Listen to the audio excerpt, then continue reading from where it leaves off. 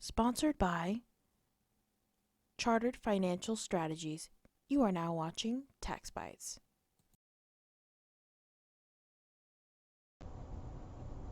Welcome to another episode of Tax Bytes, and today we're going to go back into that topic of, I'm going to call it follow the money, but it's where we discussed how tax revenues are collected, who pays it, how is it spent, the budget process, all those things. That was that, that kind of topic, and I want to retitle it "Follow the Money," because if you follow the money, you better understand how your government governs, what motivates it, how it operates. And in light of the two most recent funding bills, which the most recent we had was around Friday last week, about $84 billion was signed into funding to, kind of restart the economy over the current economic crisis and other things we're having going on. And $310 billion goes to the Paycheck Protection Program of the original CARES Act, and some additional funding is going to hospitals and things like that. But if you put that in light of what the original CARES Act was, it was around $2 trillion. So now you're sitting at $2.5 trillion. And if we go back and recap some basic facts, and we'll kind of throw this chart up here in the background, but some of the recap of the prior episodes that discussed this was 3.5 trillion is what we typically collect in tax revenues. Largely, roughly 75%, probably could argue a little bit more than that, is paid by individuals. And individual-based taxation is largely the best economic approach, because if you tax businesses, you're going to stifle economic growth for one thing, and businesses can also restructure their affairs. They can, cut wages, they can move to different jurisdictions, they can change how they operate. All kinds of things they can do and they can even just raise prices and pass on the increased tax that they pay in the form of price increases.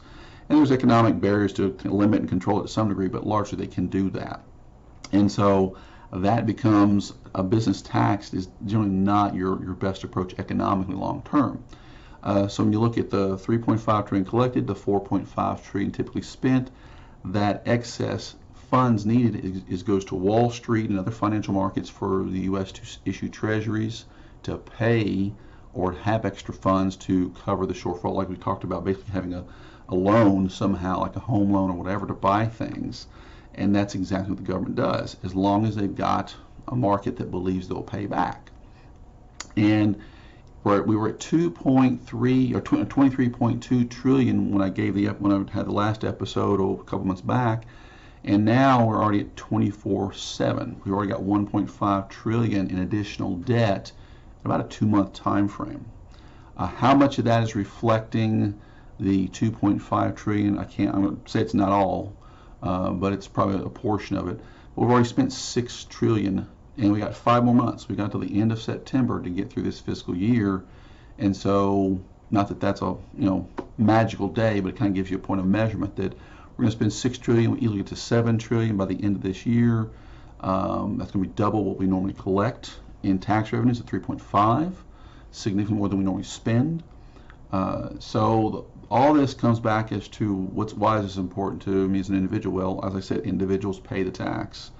Somehow this is going to fall on the burden of the individual in probably 2 basic ways. One, in the form of higher taxes or newer taxes, which is still a higher tax.